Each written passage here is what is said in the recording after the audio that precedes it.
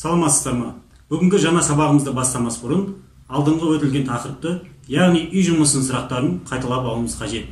Себебі үй жұмысында қарастырылатын сұрақтар біздің бүгінгі орындайтын тәжірибемізге қажетті маңызды ақпарат болып табылады. Ол сұрақтарды атап өтетін болсақ, үш фазалы асинхронды қозғалғыштардың құрылысы, жұмыс істеу принципі қандай?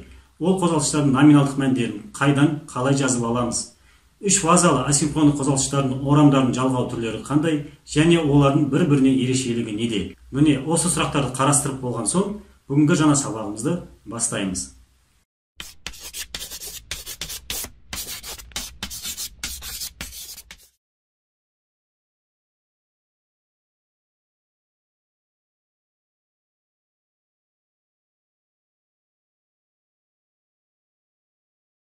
Асинхронды қозғалтқыштар туралы жалпылама айтатын болсақ, бұл қозғалтқыштар ауыл шаруашылығында, өндірісте кеңінен қолданылады.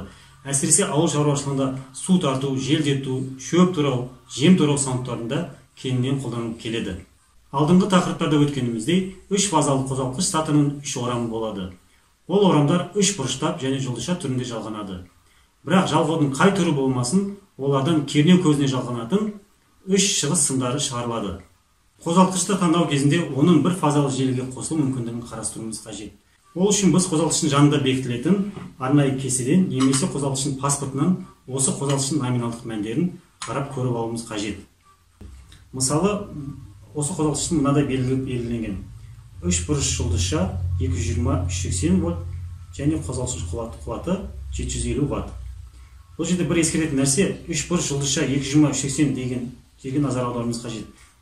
Себебі бұл жерде үш бұрыштап жалғау үшін 220 вольт кернеуге қосамыз, ал жұлдызшалап жалғау үшін 380 вольт кернеуге қосамыз. Атап өткенімізде үш фазалы қозғалтқыштан кернеу көзіне қосылатын үш шығыстары шығарылады. Осы үш шығыс сымдарының екеуін, қалаған екеуін үй жағдайында розеткамызға сұғатын болсақ, бізде бір шығыс сымы артылады да қозғалтқышта айналдырушы момент туындамайды. Сондықтан қозғалтқыш қозғалысқа түсіп айналмайды. Осы жағдайда іске қосушы құрылғыларды қосу қажеттілігі туындайды. Ол үшін біз іске қосушы құрылғы ретінде арнайы конденсаторларды қолданамыз. Конденсаторларды да біз таңдай білуіміз қажет. Себебі конденсаторлардың айнымалы токқа, тұрақты токқа арналған түрлері болады. Бізге қажеттісі полярлығы, яғни плюс-минус сияқты полярлығы жоқ қағаз немесе пленкалы конденсаторлар таңдалады. Мысалы, мынау қағаз конденсатор. Бағана біздің розеткамызға жалғанатын екі шығыс сымнан бөлек бір шығыс сымы артылған.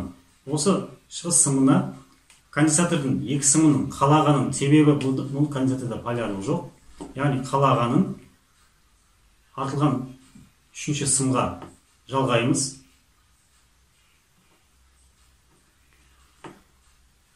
Қалған екінші сымын розеткаға сұғылатын бағанаға айтылған фаза 0-ге жалғанатын екі сымның қалағанына жалғаймыз.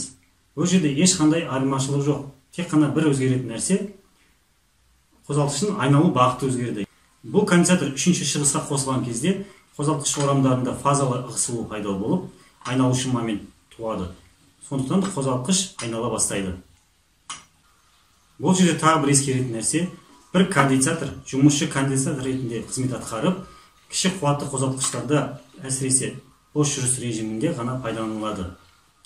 Ал қуаты үлкен қозғалтқыштарды жүктеме кезінде айналдыру үшін біз оған қосымша іске қосушы, яғни жүргізіп жіберуші пусковой конденсаторларды қолданамыз. Бұл конденсатордың жұмысшы конденсатордан ешқандай айырмашылығы жоқ. Тек қана бір айырмашылығы екеуінің сыйымдылығы әртүрлі. Яғни іске қосушы конденсатордың сыйымдылығы жұмысшы конденсатордың сыйымдылығынан 2-2,5 есе жоғары болады. Бұл жерде жұмысшы конденсатордың шығыстары қай орамдарға қосылса, іске қосушы конденсатордың орамдары да сол жерге қосылуы тиіс. Енді осы іске қосушы конденсатордың алғашқыда қосылып, қозғалтқыш орнынан қозғалғаннан кейін ажырауы үшін біз арнайы ПНВС батырмасын пайдаланамыз. ПН батырмалары, яғни пуск нажимной деп айтылады орысша. Бұл батырманың ерекшелігі сол, бұда үш түйіспе болады. батырманы басқан кезде үш түйіспесі тұйықталып, жіберген кезде екі шеткі түйіспесі жабысқан күйі тұйықталу күйінде жабысып қалады да, ортасындағы түйіспесі ажырайды. Яғни бұл бізге іске қосушы конденсатордың бірге тұйықталып ажырауы үшін қажет болады.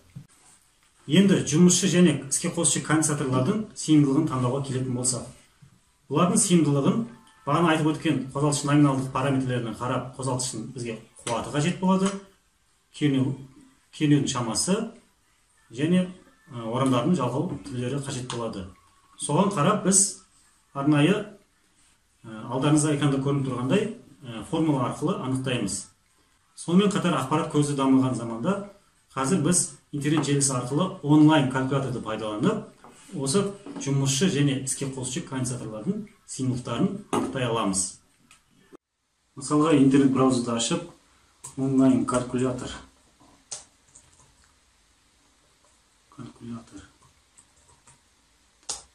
расчета пускового и рабочего конденсаторов таңдасақ, осы жерде онлайн калькуляторлар шығады.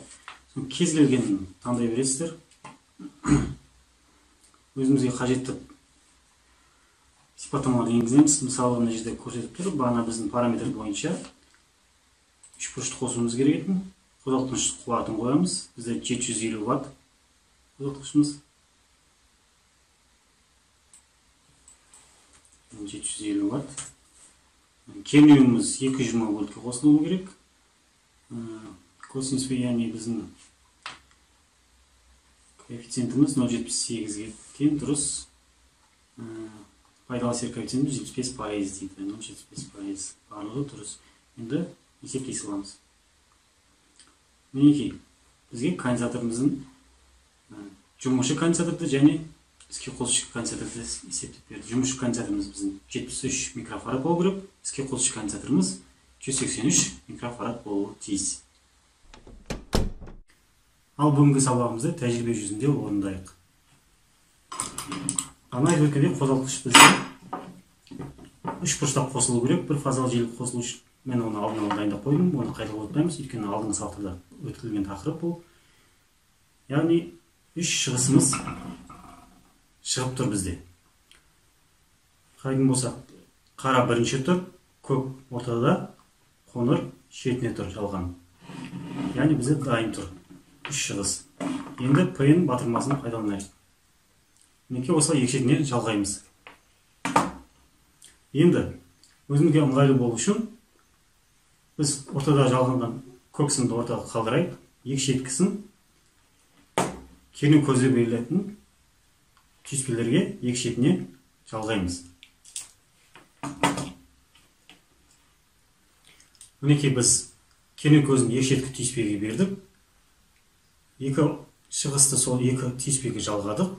Ортасындағы ажырайтын түйіспеге, үшінші ортадағы, яғни көк сым, үшінші ораманың шығысын ортадағы түйіспеге жалғадық. Енді бізге осы екі шеттегі орамға кернеу көзі келетін болғандықтан, ортадағы орамға кернеу көзі жоқ. Яғни біз оған жұмысшы конденсатордың кез келген шығысын жалғаймыз. Бағана айтып өткендей, бұнда полярлық жоқ. Яғни кез келген үшін жалғай береміз. Мысалы, қарасын ортаға жалғайық. Енді конденсатордың екінші шығысын екі шеттегі шығыстың қалағанына жалғаймыз. Бағана айтып өткендей, тек қана айналу бағыты өзгереді. Мысалы, мынау бір шетіне қоңыр сымына жалғайық. Мінекей бізде қандай тізбек құрылды. Екі шетті түйіспеге кернеу көзі келеді. Ол екі шеттегі орамға барады. Ол екі шетте қосылған. Ортадағы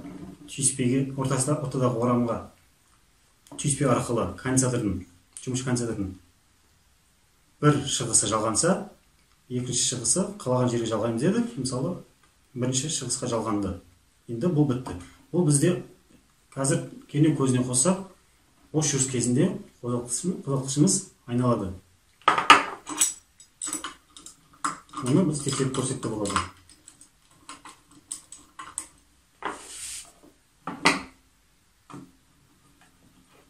Жұмыс істеу кезінде міндетті түрде қауіпсіздік техникасының ережелерін сақтап отыру қажет. Барлық мәселелерді, барлық түйіспелерді бекітіп, барлық жұмыстар қауіпсіздік техникасын сақтай отырып орындалуы тиіс. Тізбегіміз дайын, қозғалтқышты іске қосып көрейік. Бұл бізде бос жүріс кезінде және қуаты кіші қозғалтқыш пайдаланып отырмыз. Енді бағана айтқандай, қуаты жоғары және жүктемесі бар қозғалтқыштарды айналдыру үшін бізге міндетті түрде қосымша іске қосушы, яғни қозғалтқышты жүргізіп жіберуші конденсатор керек болады. Осыны жинап қосайық. Іске қосушы конденсаторды біз жұмысшы конденсатор қосылған орамаларға қосуымыз керек. Бірақ біз оны түйіспе арқылы орындаймыз. Себебі бұл іске қосушы конденсатор қосылып, қозғалтқыш іске қосылғаннан кейін ажырауы тиіс.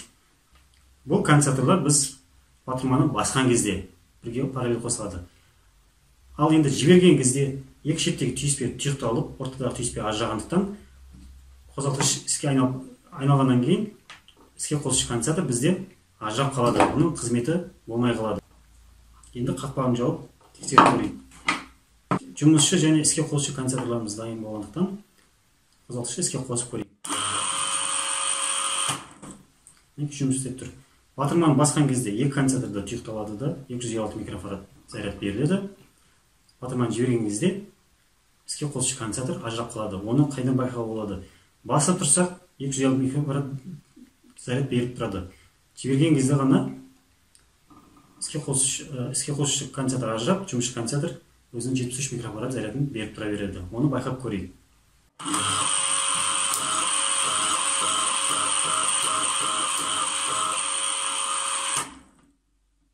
Мінекей, бүгінгі тәжірибелік сабағымызды орындап бітірдік.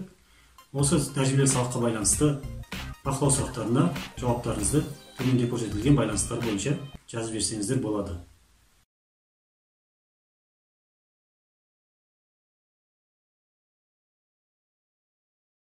Сонымен бүгінгі сабақ бойынша үй жұмысына сіздер бүгінгі орындалған сабақтың теориялық мағлұматтарын қайталап, өздеріңізге сызбаларын сызып, іске қосушы басқа да қандай құрылғылардың бар екенін анықтап, зерделеп, ізденіп, маған жауаптарын жазып жіберіңіздер.